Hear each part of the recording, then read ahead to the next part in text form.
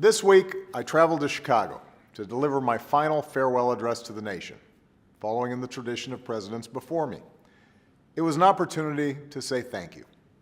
Whether we've seen eye to eye or rarely agreed at all, my conversations with you, the American people, in living rooms and schools, at farms and on factory floors, at diners and on distant military outposts, all these conversations are what have kept me honest, kept me inspired, and kept me going. Every day, I learned from you. You made me a better president, and you made me a better man. Over the course of these 8 years, I've seen the goodness, the resilience, and the hope of the American people. I've seen neighbors looking out for each other as we rescued our economy from the worst crisis of our lifetimes.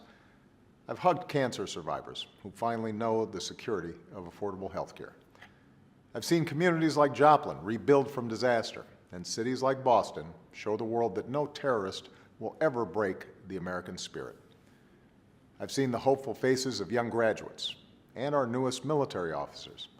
I've mourned with grieving families searching for answers, and I found grace in a Charleston church. I've seen our scientists help a paralyzed man regain his sense of touch, and our wounded warriors walk again.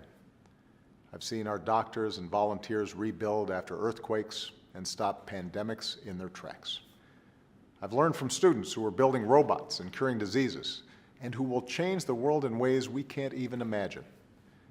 I've seen the youngest of children remind us of our obligations to care for our refugees, to work in peace, and above all, to look out for each other.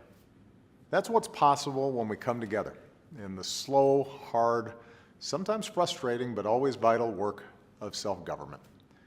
But we can't take our democracy for granted. All of us, regardless of party, should throw ourselves into the work of citizenship.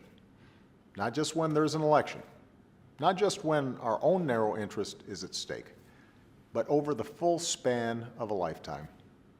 If you're tired of arguing with strangers on the internet, try to talk with one in real life. If something needs fixing, lace up your shoes and do some organizing. If you're disappointed by your elected officials, then grab a clipboard, get some signatures, and run for office yourself. Our success depends on our participation, regardless of which way the pendulum of power swings. It falls on each of us to be guardians of our democracy, to embrace the joyous task we've been given to continually try to improve this great nation of ours. Because for all our outward differences, we all share the same proud title, citizen.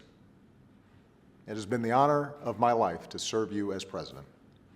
8 years later, I am even more optimistic about our country's promise, and I look forward to working along your side as a citizen for all my days that remain.